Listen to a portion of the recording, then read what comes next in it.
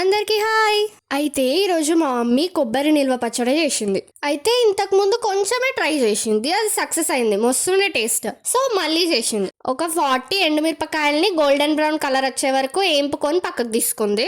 తర్వాత ఒక 3 కొబ్బరికాయలను తీసుకొని వాటిని చిన్న చిన్న పీసెస్ గా కట్ చేసుకొని కడుక్కొని గాలి కుల్లారబెట్టాలి. తర్వాత గోల్డెన్ బ్రౌన్ వచ్చే వరకు ఫ్రై చేసుకోవాలి. బాగా ఫ్రై చేయొద్దు, వీడియోలో చూపించినట్టుగా ఫ్రై చేయండి. తర్వాత 2 స్పూన్ల మినప్పప్పు, 2 స్పూన్ల శనగపప్పు లేదని శనగలు వేసుకున్నాం. వాటిని కడిగి ఉల్లారబెట్టి తర్వాత సేమ్ అట్లనే గోల్డెన్ బ్రౌన్ లెక్క ఫ్రై చేసుకోవాలి. తర్వాత మంచిగా ఒక 3 గుడ్లంత చింతపండు తీసుకొని ఏం లేకుండా అవంతా క్లీన్ చేసేసుకొని మంచిగా కడుక్కొని గాలికి ఉల్లారబెట్టండి. ఇక అవన్నీ మంచిగా గాలికి చల్లారనివ్వండి. ఏం చేయండి, గ్రైండర్లో ఫస్ట్ పప్పు దినుసులు వేసి అవన్నీ మంచిగా మెత్తగా పౌడర్ అయ్యే వరకు గ్రైండ్ చేసుకొని పక్కకు తీసుకోవాలి. తర్వాత 2 గడ్డల ఎల్లిపాయలు, 2 స్పూన్ల జీలకర్ర వేయించి పక్కకు పెట్టుకున్న కొబ్బరి మిరపకాయలు వేసుకొని గ్రైండ్ పట్టుకోండి మంచిగా మెత్తగా అయ్యే వరకు. బాగా మెత్తగా పట్టొద్దు.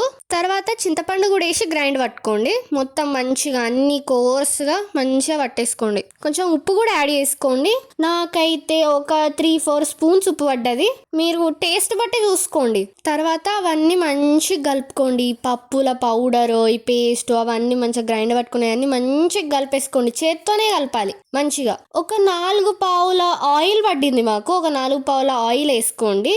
మంచిగా చేత్తోని అంతా కలిసేటట్టు కలుపుకోండి. కలిపిన తర్వాత ఒకసారి టెస్ట్ చేసుకోండి, ఉప్పు ఉందా లేదా అనేది. ఉప్పు అయితే పర్ఫెక్ట్ ఉండాలి.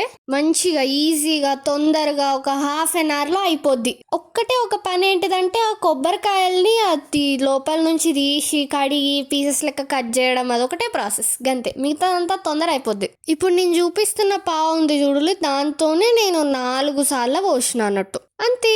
అంతా మంచిగా కలిపేసుకున్న వాళ్ళే ఒక గ్లాస్ జార్లో అదంతా వేసేసుకొని స్టోర్ చేసుకోండి. 1 month ఈజీగా అవుతుంది. గుర్తు పెట్టుకోండి, పచ్చడి ఎక్కువ రోజులు ఆగాలంటే తడి అస్సలు ఉండకూడదు. ఇప్పుడు మనం కొబ్బరికాయల్ని మంచిగా కడుక్కొని పీసెస్ లెక్క కట్ చేసుకుంటాం కదా, వాటిని తడంతా పోయే వరకు గాలికి ఆరబెట్టాలి. దాని తర్వాతనే నూనెలో ఫ్రై చేసుకోవాలి. సేమ్ మినపప్పు శనగపప్పు కూడా గట్లనే మంచిగా కడుక్కొని గాలికి ఆరబెట్టుకోవాలి. ఇక వేడి అన్నంలో కలుపుకొని తింటే ఉంటుంది, మస్తు ఉంటుంది, స్పైసీగా. మీరు కూడా ఒకసారి ట్రై చేసి కమెంట్ చేయండి ఎలా ఉందో. సూపర్.